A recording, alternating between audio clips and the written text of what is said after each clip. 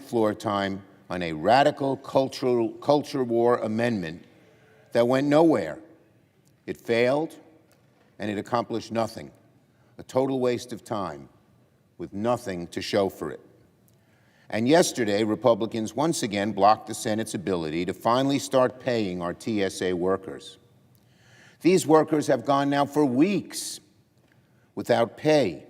They work around the clock. They keep our airports running. And Republicans had the chance to pay them once again, and they refused. They refused. And the bottom line is, this was the first time we saw yes or no votes from Republicans on an amendment that simply said, pay them. Don't wait, as the Republicans are saying, till we resolve all the other issues in ICE. It simply said, pay them now, and they said no. And that shows you when they're voting yes on amendments that won't actually pay them because they can't pass, it won't pass because it's tied to all the other complications in ICE, including the desire that American people have, that we must have warrants when you bust into someone's home, that the police should not wear masks.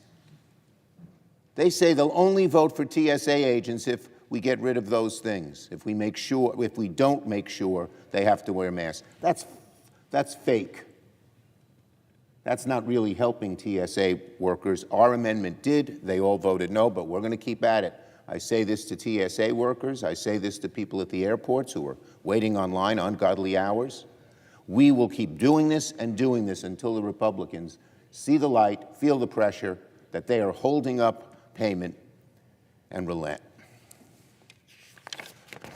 Now, today, Donald Trump and Homan are saying they will deploy ICE agents to airports starting on Monday. This is really disturbing. ICE agents who are untrained and have caused problems everywhere they've gone, lurking at our airports, that's asking for trouble. And it will certainly make the chaos at the airports even worse. No one has any faith in ICE agents. They haven't received training. They don't know what it is to be a TSA person and do what you need to do there. And the real problem here is they have no plan for using these ICE agents. Trump says send them there, they send them there, and Homan says they're still drawing up plans with less than a day's notice. What is this? We know what it is. It's another impulsive action by Donald Trump. Some idea pops into his head, and he announces it. And then the people working for him, a few of whom do have some degree of talent and ability, not many, underlings, they have to rush to try and implement what they know is an idiotic plan. In this case, it's a plan that has no planning. It's another impulsive action from Donald Trump. When he acts impulsively, there's usually trouble. Whenever Donald Trump acts impulsively with no follow-through, there's trouble. ICE agents will be asked to do things they are not trained to do. They don't know how to perform core TSA screening functions. Travelers will be on edge with federal agents looking over their shoulders. All they will do is worsen the situation at airports, which are already on edge. So I have an idea for Donald Trump. Instead of sending ICE agents to harass travelers at airports, why doesn't Trump get his act together and agree to pay the TSA workers and get the Senate Republicans to do so? Now, let's talk about the disastrous war in Iran, causing so much havoc, so much chaos, and raising everybody's gas prices and prices on so much else. Here's what Donald Trump said on Friday about the war. I know, you know, he said, Donald Trump said, you know, I may have a plan or I may not. For a war? Whoa. Here's people's lives are at stake. Billions are being spent on an almost daily basis. And he says, you know, I may have a plan or I may not. These are the words of the commander-in-chief in the middle of a war involving one of the most dangerous regimes on earth. I have a plan, or I may not. That's unhinged and dangerous. Lives are on the line. The president says he may not even have a plan. Tens of billions are being wasted. No plan. Troops being killed and injured. No plan. Civilians being killed and injured. No plan.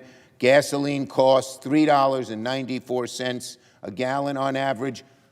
And Trump, I have no plan. Or I may not have a plan, which means none. What does Donald Trump do? He lifts sanctions on two of the states that are enemies to us in so many ways, Iran and Russia, so they can go after our own troops and allies. Lifting sanctions on Iran and Russia so they can go after our troops and our allies. It's the dictionary definition of asinine. Donald Trump's military strategy is like watching a snake eat its own tail. This war needs to come to an end. Secretary Rubio, Secretary Hegseth, and other cabinet officials must come before the Senate and testify under oath in public to explain why we're in this mess and what the goal even is.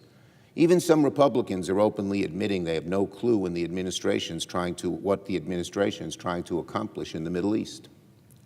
Enough is enough. The American people do not want a war with Iran that has no end.